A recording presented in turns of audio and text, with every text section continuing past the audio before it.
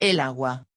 En el siglo VI a.C., el pensador griego Tales de Mileto sostuvo que el agua es el arjé, es decir, el principio y origen de todas las cosas. Filósofos posteriores vieron tal principio en el aire: Anaxímenes, la tierra; Genófanes, o el fuego; Heráclito.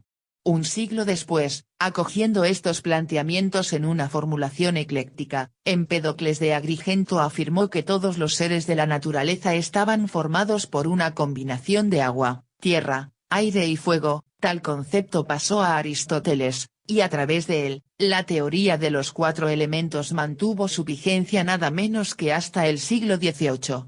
Solo a finales de dicha centuria Antoine Lavoisier, fundador de la química moderna, clarificó definitivamente los conceptos de elemento, sustancia no descomponible por medios químicos, y compuesto, sustancia formada por elementos, interpretando correctamente un experimento anterior de Henry Cavendish, dedujo que el agua es un compuesto de oxígeno e hidrógeno. Cataratas de Iguazú. La ciencia actual da cumplida explicación de las propiedades físicas y químicas del agua, y aunque contradice en su sentido literal las ideas del sabio de Mileto, no es menos cierto que ha corroborado su intuición básica otorgando al agua una singular importancia en multitud de fenómenos físicos, químicos y biológicos. Es imposible exagerar su papel en casi todos los procesos que se desarrollan en nuestro planeta, desde los ciclos vitales de las bacterias más minúsculas hasta el modelado de los continentes. Así, el agua no solo es imprescindible para la fertilidad del suelo y para la vida vegetal y animal, sino que también es un componente fundamental de los seres vivos y el medio disolvente que posibilita los procesos metabólicos celulares. Solo en tiempos recientes, ante el exponencial crecimiento demográfico y el incremento de los usos agrícolas e industriales, la humanidad ha empezado a tomar conciencia de la necesidad de preservar y racionalizar el consumo de un recurso que anteriormente pareció inagotable. Propiedades físicas y químicas del agua. El agua es un líquido insípido, inodoro y transparente en espesores pequeños, pero de color azul verdoso cuando se observa en grandes masas. Químicamente es un compuesto sencillo, sus moléculas están formadas por 2 átomos de hidrógeno unidos a un átomo de oxígeno, H2O. Molécula de agua. Si se considera que un átomo de hidrógeno pesa solo la 16ª parte, 1/16, de un átomo de oxígeno, la mayor parte del peso del agua se debe al oxígeno. El 88,8% del peso es oxígeno y el 11,2% es hidrógeno. Este porcentaje es el mismo para una sola molécula de agua y para un lago lleno de moléculas de agua. En el agua pura, una de cada 555 millones de moléculas se descompone espontáneamente en un ion hidrógeno y un ion hidróxido. Un ion es un átomo o grupo de átomos cargado eléctricamente. La presencia de estos iones basta para que el agua sea ligeramente conductora de electricidad. Por esta razón, resulta peligroso que haya electricidad alrededor del agua. Los elementos que constituyen el agua son gases, hidrógeno y oxígeno, y a partir de ellos puede obtenerse, sintetizarse, agua. No ocurre nada si estos 2 gases meramente se mezclan, es preciso que una llama o una chispa inicie la reacción, que se produce entonces con violencia explosiva. La tremenda energía que se libera indica que el agua es un compuesto sumamente estable, es decir, que resulta difícil descomponer una molécula de agua en los elementos que la integran. El vapor de agua no empieza a disociarse hasta los 1300 grados C. Sin embargo, es fácil descomponer el agua mediante sustancias ácidas de alguno de sus componentes. Así, el flúor, el cloro o el bromo pueden fijar el hidrógeno y desprender el oxígeno contenidos en el agua, mientras que el fósforo, el carbono o el silicio liberan el hidrógeno al combinarse con el oxígeno. El agua es una de las pocas sustancias que, en un margen de temperatura relativamente estrecho, se presenta en 3 estados: líquido, sólido, hielo, y gaseoso, vapor, de ahí que sea fácil observarla en todas sus formas en la naturaleza. Sus temperaturas de cambio de estado son las referencias de la escala termométrica Celsius. A una atmósfera de presión, el agua se congela a 0 grados C y hierve a 100 grados C. diversos términos específicos, fusión, condensación, etc. Designan los distintos cambios de estado. Cambios de estado del agua. El agua tiene un calor específico elevado, igual a 1 caloría/G grado C. Que ese valor sea precisamente 1 no debe sorprendernos, ya que es consecuencia de la propia definición de caloría, cantidad de calor que es preciso suministrar a 1 gramo de agua para elevar su temperatura a 1 grado centígrado. Debido a este elevado calor específico, las grandes masas de agua, al calentarse o enfriarse de forma más lenta que las rocas y el suelo, actúan como moderadoras del clima, lo que explica que el clima continental presente valores de temperatura más extremos, tanto en verano como en invierno, que el clima marítimo. Por la misma razón, gracias a la considerable proporción de agua que contienen, los organismos vivos quedan relativamente protegidos frente a las inclemencias del tiempo y pueden mantener la temperatura interna necesaria para los procesos metabólicos. Otra propiedad singular del agua es que aumenta de volumen al pasar al estado sólido, algo muy infrecuente, pues la casi totalidad de las demás sustancias forman sólidos de mayor densidad que se hunden en el líquido. Esta rareza del agua es muy afortunada para la vida, ya que, al flotar sobre el agua líquida, el hielo forma una capa que impide que los lagos, ríos e incluso mares se congelen por completo en los climas fríos, lo que haría imposible la vida en esos ecosistemas e incluso en los océanos. Debido a esta peculiaridad, el agua infiltrada en las rocas puede resquebrajarlas al congelarse, y también reventar las cañerías de las viviendas. También otras características, que difieren mucho de las de otras sustancias de composición similar, revisten una importancia fundamental para los organismos vivos. El agua es un excelente disolvente que actúa como medio de transporte en el interior de los seres vivos y hace posibles los múltiples procesos químicos que constituyen el metabolismo de las células. A esta misma propiedad se debe que sea prácticamente imposible encontrar agua pura en la naturaleza. Por lo regular, incluso la que bebemos contiene sales disueltas. Su alta tensión superficial, por otra parte, confiere al agua una elevada capilaridad, capacidad para ascender por conductos muy estrechos, gracias a la cual puede subir desde las raíces hasta las ramas y hojas de una planta, permitiendo a los vegetales absorber la humedad y las sales del suelo. La hidrosfera. El agua es la sustancia más abundante de la corteza terrestre, 1.360 millones de kilómetros cúbicos, tal es la magnitud de su volumen que recibe el nombre de hidrosfera, la capa discontinua de la superficie terrestre, entre la litosfera y la atmósfera, que alberga todas las aguas del planeta, océanos, mares, casquetes polares, glaciares, nieves estacionales o perpetuas, ríos, lagos y aguas subterráneas. Sin embargo, la práctica totalidad del agua es salada, 97%, y de la dulce, casi el 80% se halla contenida en los casquetes polares o en los glaciares. El agua dulce utilizable, en consecuencia, es un porcentaje muy pequeño del total, y más teniendo en cuenta que el importante volumen almacenado en el subsuelo, acuíferos y otras aguas subterráneas, no siempre es accesible o explotable. Se aprovechan al máximo, en cambio, los recursos hídricos superficiales, ríos, lagos, manantiales. El volumen anual de precipitaciones sobrepasa los 500.000 kilómetros cúbicos, de los cuales unos 100.000 caen sobre los continentes. Distribución de las aguas de la hidrosfera. La evaporación del agua de los mares y de los ríos produce el vapor de agua. La condensación del vapor forma las nubes que, a su vez, se encargan de devolver a la superficie de la tierra, en forma de lluvia o de nieve, el agua que da lugar a los ríos y arroyos, aguas corrientes, y la que forma las capas subterráneas, aguas de infiltración. Estas últimas se mineralizan al actuar sobre las rocas, disolviendo las sustancias solubles que contienen.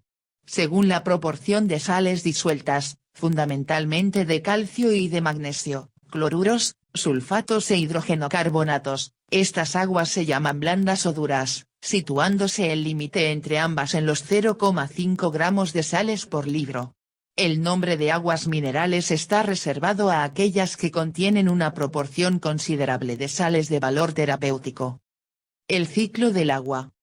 El agua presente en forma de vapor en la atmósfera se intercambia de forma cíclica con el agua superficial de los océanos y de los continentes por medio de tres mecanismos: la evaporación, la condensación y las precipitaciones. Se llama precisamente ciclo del agua o ciclo hidrológico a ese flujo constante entre los diferentes depósitos naturales de agua, la atmósfera, los océanos, los continentes. Las masas de agua líquida calentadas por la radiación solar desprenden vapor de agua por evaporación. Cuando el aire húmedo asciende y se enfría, se produce la condensación del vapor en minúsculas gotas de agua que forman nubes. El movimiento de las masas de aire y los cambios en su temperatura y presión da lugar a las precipitaciones, ya sean líquidas, lluvia, o sólidas, nieve, granizo. El ciclo del agua. El agua caída en forma de precipitaciones tiene diferentes destinos: una parte se evapora directamente, otra circula por la superficie terrestre por efecto de la fuerza de la gravedad y forma la red hidrográfica que desemboca en lagos, mares y océanos, otra se infiltra en el subsuelo, de manera que la vegetación aprovecha una parte de ella y la devuelve a la atmósfera por transpiración, y el resto se une a las aguas subterráneas depositadas bajo tierra, que pueden emerger a la superficie como manantiales. Las precipitaciones en forma de nieve sobre las montañas y en las zonas polares dan lugar a los glaciares, que fluyen por efecto de la gravedad y del rehielo. Por la acción de la energía solar se produce la fusión de parte del hielo, que al convertirse en agua se incorpora a la circulación superficial. La magnitud del ciclo es enorme.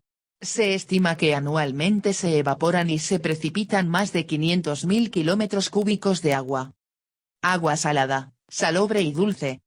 Los océanos, que cubren 3/4 partes de la superficie de la Tierra, contienen el 97% de toda el agua del planeta. No obstante, no es posible beber agua del mar debido a la gran cantidad de sales disueltas que contiene.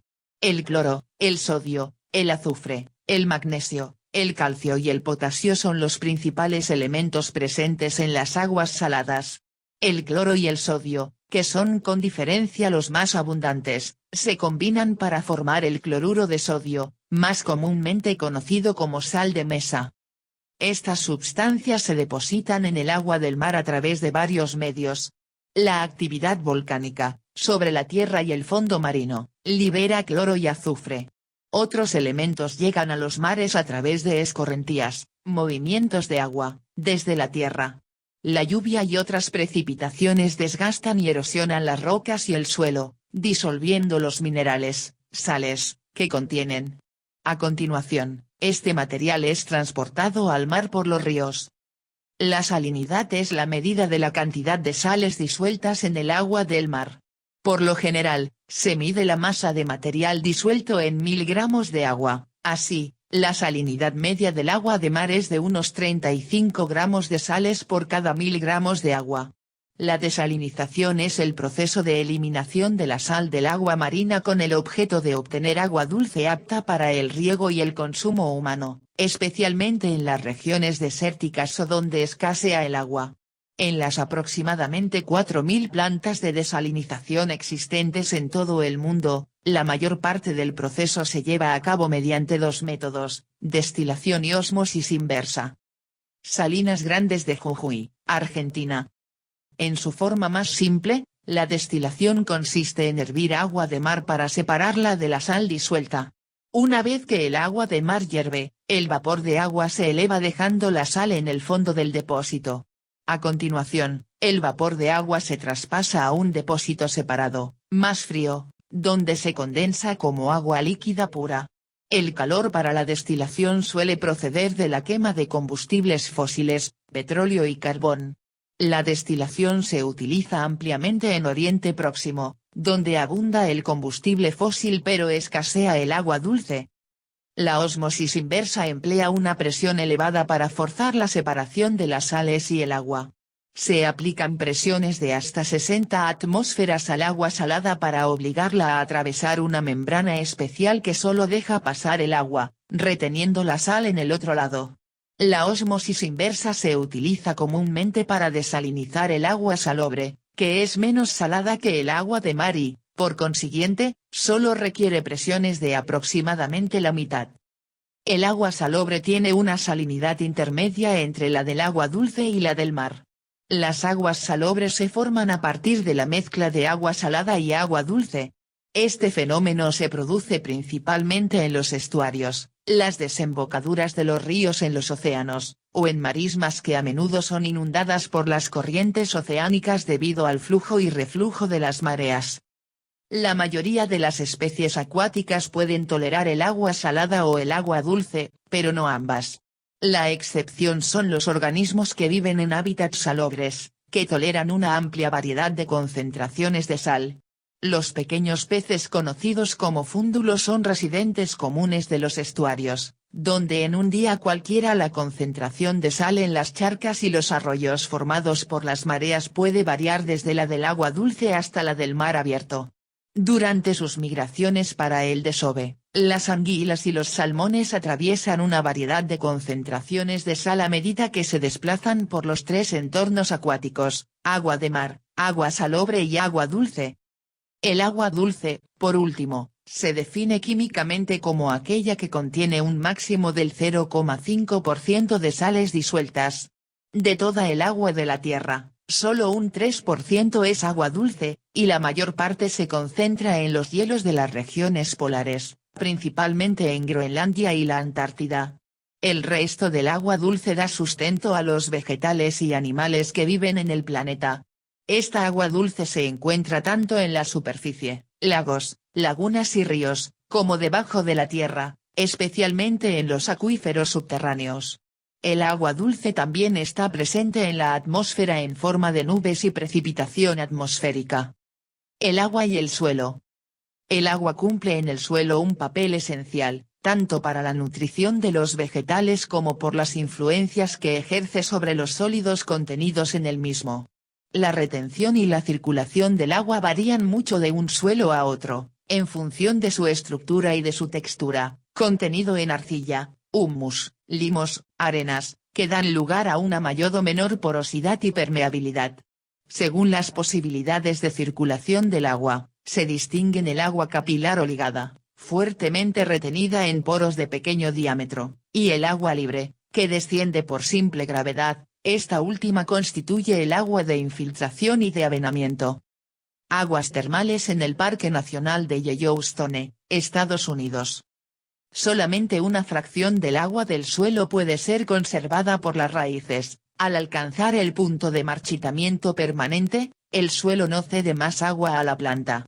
Se llama reserva útil, RU, de un suelo a la cantidad de agua almacenada que ese suelo puede transmitir a las raíces. Es igual a la diferencia entre la capacidad en el campo, cantidad retenida por el suelo superficialmente seco, y la cantidad restante en el punto de marchitamiento, para la profundidad de suelo explorado por las raíces. A medida que se utiliza, esta reserva de agua se hace cada vez más inaccesible a la planta. Se designa como reserva fácilmente utilizable, RFU, a los 2/3 de la reserva útil. La relativa permeabilidad y porosidad de los suelos y demás materiales permite a las aguas de infiltración penetrar y descender por gravitación a través de fisuras y grietas hasta alcanzar estratos impermeables, formando las llamadas capas freáticas. El acuífero es una formación geológica capaz de almacenar agua, puede contener mayor o menor cantidad según la recarga, agua de las precipitaciones, y la pérdida, manantiales, fuentes. El nivel superior del agua en el acuífero se llama nivel freático, y su posición varía en función de la recarga y la pérdida, ascendiendo tras periodos pluviales y descendiendo tras las sequías. En los lugares en que el relieve corta el nivel freático se producen surgencias de agua. Esta es la explicación de los manantiales y fuentes. Desde muy antiguo la humanidad ha captado aguas freáticas practicando pozos, es decir, excavaciones verticales que alcanzan el nivel freático. El agua y los organismos vivos. Es un principio fundamental que la vida solo resulta posible con agua, lo cual no es sino un modo de poner de relieve la importancia biológica de un compuesto que, por ser tan corriente, puede parecer trivial. En los seres vivos constituye un componente esencial, tanto por la gran cantidad de agua que los integra como por el papel que desempeña en ellos gracias a sus peculiares características físico-químicas. La proporción de agua de los diversos organismos no es uniforme, aunque sí muy elevada, y, en ciertas especies, puede alcanzar el 95%, tal como ocurre en algunas medusas. En los vegetales no son raros los porcentajes llamativamente altos, sin embargo, en ellos, al igual que en los animales, su valor depende de los distintos tejidos o estructuras, que poseen diversos grados de hidratación. Proporción de agua en algunos seres vivos. En los seres vivos, el agua se puede encontrar como agua de constitución o intramolecular, formando parte de los componentes químicos del citoplasma, como agua intracelular, que se corresponde con la fase líquida que hay en el interior de la célula, como agua intersticial, formando parte del medio extracelular, o bien como agua circulante destinada al transporte de sustancias, por ejemplo, la savia de las plantas o la sangre de los animales superiores. Como disolvente de la mayoría de los componentes de la materia viva, el agua actúa como medio de reacción para todo el metabolismo celular, y de ahí proviene su enorme importancia. Toda deshidratación acentuada acarrea una reducción de la actividad del individuo, su letargo, como en las semillas, y, en último extremo, su muerte. El agua en los vegetales.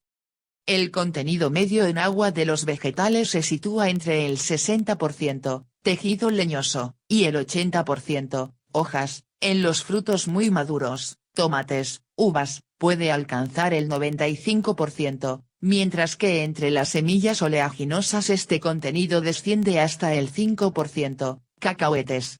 En el citoplasma de las células vegetales, el agua, 70%, es la fase dispersante de casi todas las soluciones verdaderas o coloidales, de los alimentos del vegetal y de los productos del metabolismo, que pasan al estado de soluciones. Todas las reacciones metabólicas tienen lugar, por tanto, en un medio acuoso. El agua y el dióxido de carbono constituyen las materias primas a partir de las cuales las plantas, a través de la fotosíntesis, sintetizan los compuestos orgánicos que necesitan para su nutrición y crecimiento. En líneas generales, en la mayor parte del reino vegetal, el crecimiento se verifica cuando el aprovisionamiento de agua es muy abundante, porque la deshidratación reduce todos los mecanismos biológicos e incluso los bloquea. Cuando el agua es abundante, las vacuolas de las células vegetales se hinchan. Este fenómeno se denomina turgencia, y asegura la rigidez de los tejidos no leñosos. A la inversa, cuando las células pierden su agua, plasmólisis, esos mismos tejidos se marchitan. La morfología vegetal depende estrechamente de las cantidades de agua de que la planta dispone.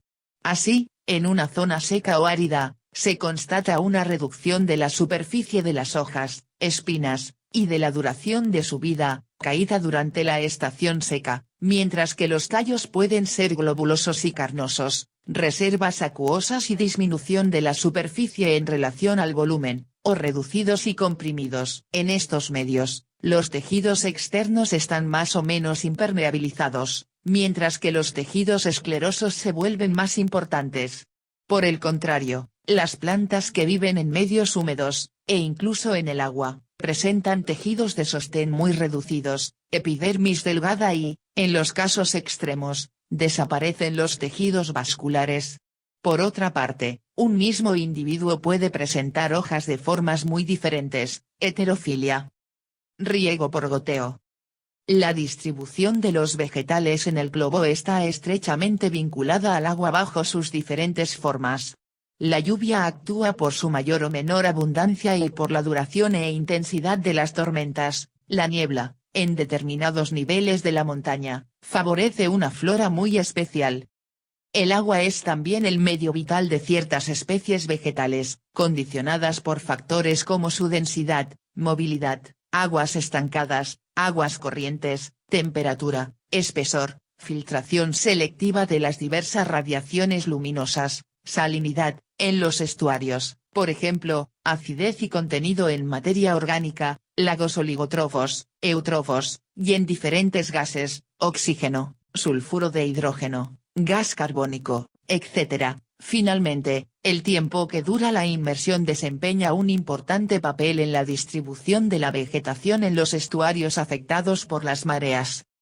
El vapor de agua presente en la atmósfera es un factor preponderante para la vida de los vegetales aéreos, porque condiciona las funciones de transpiración y de fotosíntesis y, por tanto, todos los mecanismos biológicos. Bajo su forma sólida, nieve, el agua procura una cierta protección a los vegetales que recubre durante los periodos de frío intenso y les permite sobrevivir en condiciones climáticas que, de otra manera, les serían fatales. Por el contrario, el hielo es un medio francamente hostil. Los grandes fríos, al congelar las soluciones internas, crean traumatismos en los tejidos. El hielo no permite en su seno la vida de ninguna planta superior, y solo algunos organismos inferiores, las bacterias, las algas unicelulares, pueden vegetar en tal medio. El agua en los animales y en el hombre. A la vista de lo anterior, es fácil deducir que el agua también resulta indispensable en el reino animal.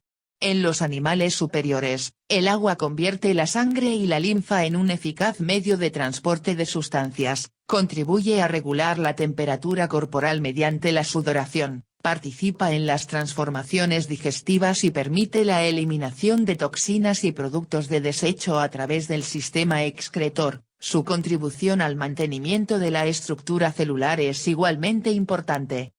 En caso de insuficiencia de agua, algunos animales presentan adaptaciones similares a las de los vegetales.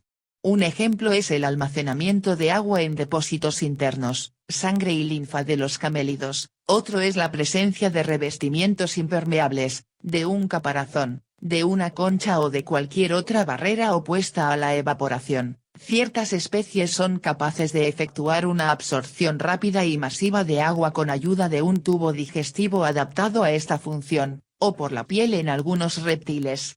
En la fábula de los musgos, nematodos, rotíferos, tardígrados, etc. Se produce una adaptación fisiológica a la desecación corporal con una casi detención de las funciones vitales, anhidrobiosis.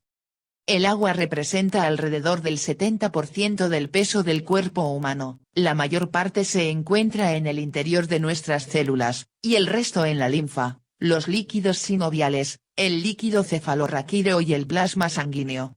La proporción varía según los diferentes tejidos, desde el 10% en el esqueleto al 95% en la saliva o el sudor. Podríamos suprimir todos los alimentos durante semanas, pero moriríamos en pocos días sin beber agua. La cantidad necesaria varía de una persona a otra, el término medio es de 1 litro por cada 1000 calorías ingeridas.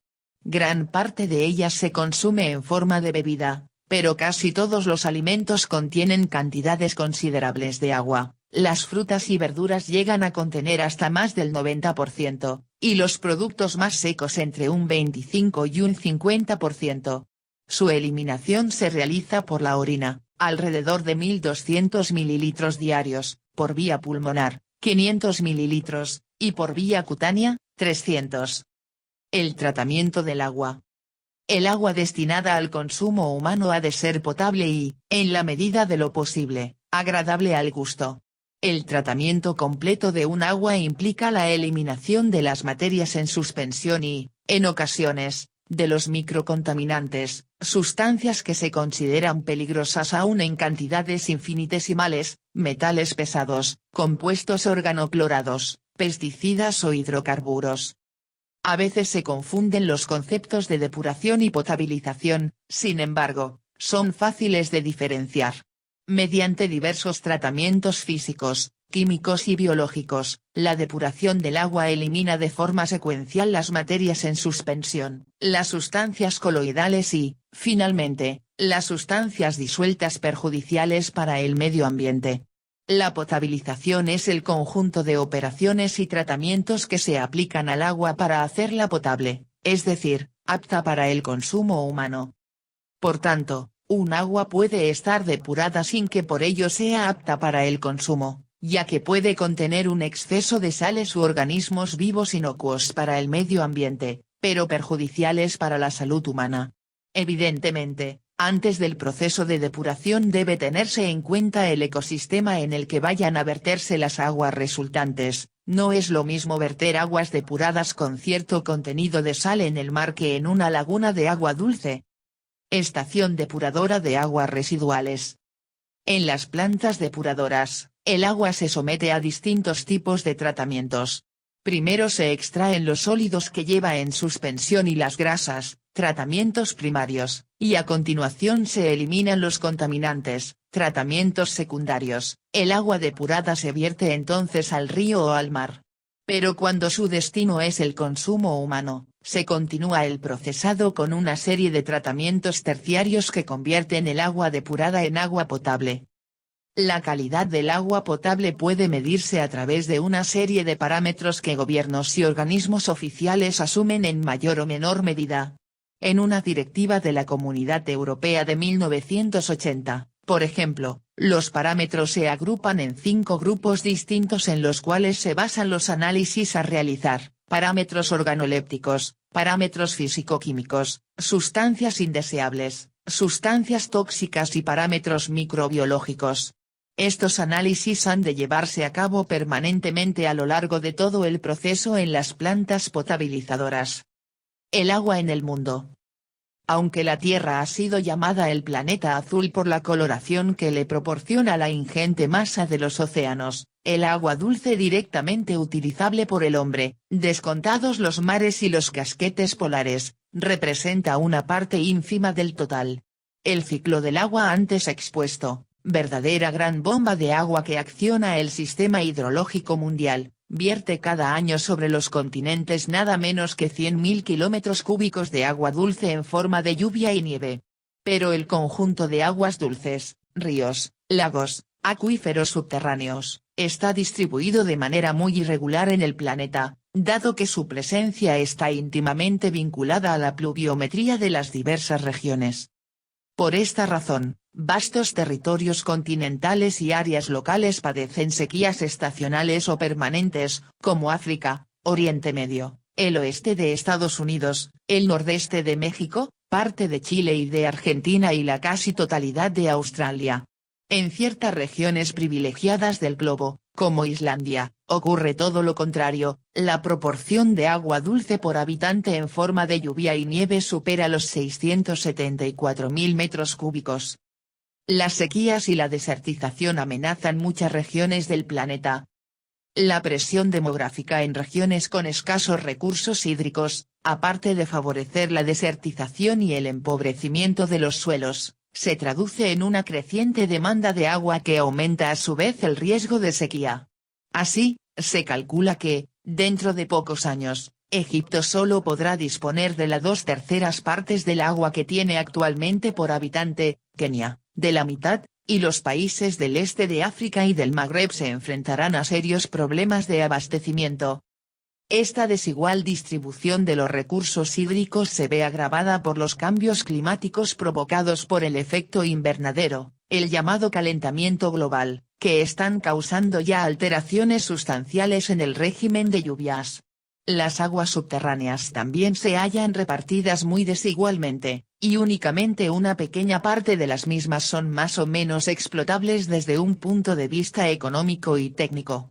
Por otra parte, el abuso que se está llevando a cabo desde hace años en la explotación del manto freático ha provocado que éste disminuya anualmente en muchos puntos.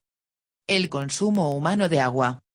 A pesar de su distribución desigual, puede afirmarse que los fenómenos locales y regionales de escasez de agua se deben, sobre todo, a la falta de previsión respecto al ciclo hidrológico, así como al enorme incremento del consumo producido por el desarrollo económico e industrial y la explosión demográfica. Dentro del consumo humano, algunos destinos tienen carácter básico, como es el caso de las necesidades calificadas de biológicas, bebida, cocción, y domésticas, lavado, que no representan un consumo muy elevado. En Europa, el agua dedicada a estos usos es de 150 litros por día y por habitante como promedio. Estas necesidades son responsables de entre el 15 y el 25% del consumo total de agua en la Europa occidental, entre el 10 y el 15% en los países del este y un 10% en Estados Unidos. Las necesidades de agua de la industria son muy elevadas en los países desarrollados, 9.500 litros por día y por habitante en Estados Unidos, 4.500 en Japón. En Estados Unidos, alrededor del 50% del agua consumida se dedica a la industria. En la antigua Unión Soviética este porcentaje es del 40%, en Alemania del 72% y en Gran Bretaña del 65%. El porcentaje desciende considerablemente en los países en vías de desarrollo, menos del 10%, y en algunos países desarrollados donde la agricultura requiere importantes cantidades de agua, tales como Bulgaria o Japón, 20%. Durante largo tiempo, el agua se utilizó para la producción de fuerza motriz, molinos. En la actualidad, una de sus principales aplicaciones en el campo energético, aparte de las centrales hidroeléctricas, es la refrigeración de las centrales nucleares y térmicas. Embalse y central hidroeléctrica de Angostura, Chile. Globalmente, las necesidades domésticas e industriales totalizan alrededor del 20% del agua que se consume en el mundo. Afortunadamente, una proporción muy alta de este volumen de agua retorna a su lugar de procedencia. En Estados Unidos se calcula que el 89% del agua de uso industrial sustraída a la naturaleza le es devuelta una vez usada. El 80% restante del agua movilizada por el hombre se destina a la agricultura. No todo este volumen es aprovechado por las plantas, cerca de un 20%, en el mejor de los casos, se pierde sobre todo por fugas durante el transporte. Después del riego, alrededor de la cuarta parte del agua se infiltra y regresa a los mantos acuíferos. El agua, un bien escaso. En el pasado, la manifiesta abundancia de recursos hídricos, ríos, lagos, manantiales, pozos, llegó a crear la ilusoria percepción de que el agua era un bien inagotable. Por otro lado, en muchas partes del mundo el acceso al agua era libre y gratuito, y sigue siéndolo aún en muchos países, lo que favoreció su despilfarro.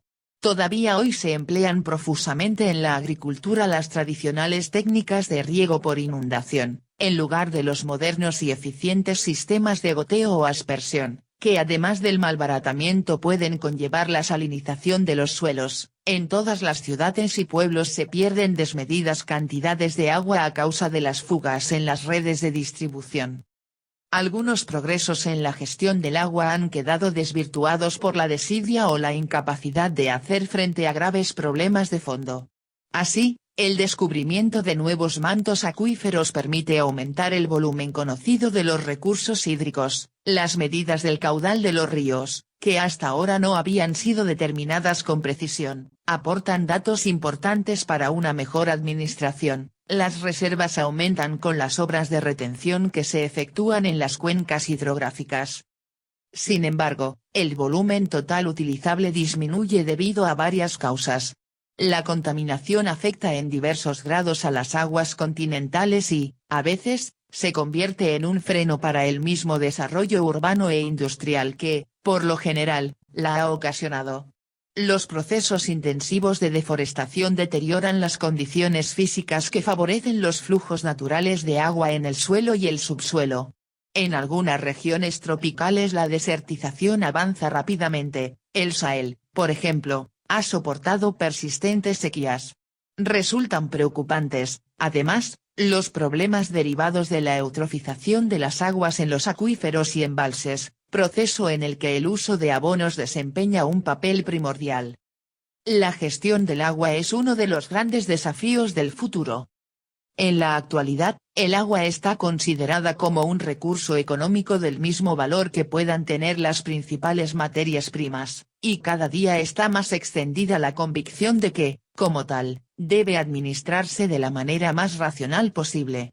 Esta toma de conciencia es relativamente reciente, solo en la segunda mitad del siglo XX, Pasados ya 200 años desde el inicio de la revolución industrial, empezó a percibirse como alarmante la escasez de agua en muchos puntos del planeta, así como su encarecimiento a causa, especialmente, de las crisis del petróleo de los años 70, que incrementaron los costes energéticos.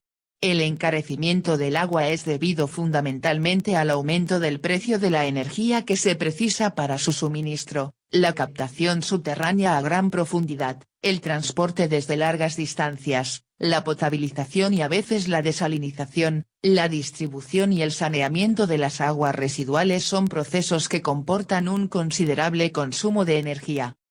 Una explotación exhaustiva o desequilibrada territorialmente de los recursos hídricos de superficie o de las aguas del subsuelo puede comprometer la disponibilidad de los recursos existentes en un futuro no necesariamente lejano. Cuando se emplean aguas subterráneas, a menudo la cantidad extraída supera a la cantidad entrante, de modo que al final se llega al agotamiento del recurso. Si se trata de aguas fósiles o de acuíferos de entrada nula, el agotamiento es un hecho. En ocasiones, como ya se ha indicado, la penuria es consecuencia de la contaminación. En cualquier caso, el déficit de agua es un obstáculo insalvable que frena el progreso económico y el crecimiento urbano. En los lugares donde el agua se ha convertido en un bien escaso, para satisfacer una demanda creciente es necesario hacerla llegar desde lejos e incluso efectuar trasvases entre distintas cuencas hidráulicas, lo que ocasiona grandes gastos. De entre todos los usos del agua, el riego será el más afectado por la carencia o el alto coste. Los procedimientos tradicionales como la inundación de los campos o el riego mediante acequias desaprovechan más de la mitad del agua utilizada, además de no repartirla uniformemente. En los terrenos de clima seco, el mal drenaje y el consiguiente encharcamiento provocan que las sales del agua evaporada perjudiquen directamente a las plantas, o bien que la acumulación en el subsuelo eleve progresivamente el nivel de la capa freática hasta aflorar las sales y esterilizar las tierras. Los modernos sistemas de aspersión ofrecen un balance de aprovechamiento del agua mucho más racional, entre el 70 y el 80% del agua utilizada, además de lavar las plantas, pero requieren instalaciones de bombeo y formas de distribución complejas. La extensión del riego por goteo, en cambio, podría remediar muchos problemas. Es uno de los sistemas de regadío que permite mayor economía en el consumo de agua, con un aprovechamiento del orden del 95%, y apenas interfiere en el balance hídrico anual, además de no degradar las características del suelo. Se basa en una tecnología sencilla que no requiere instalaciones de bombeo, unos estrechos tubos de material flexible, perforados a la altura de cada planta, dejan escapar el agua gota a gota, a la vez que se aprovecha el aporte del rocío de las plantas para mantener la tasa de humedad constante e impedir la evapotranspiración.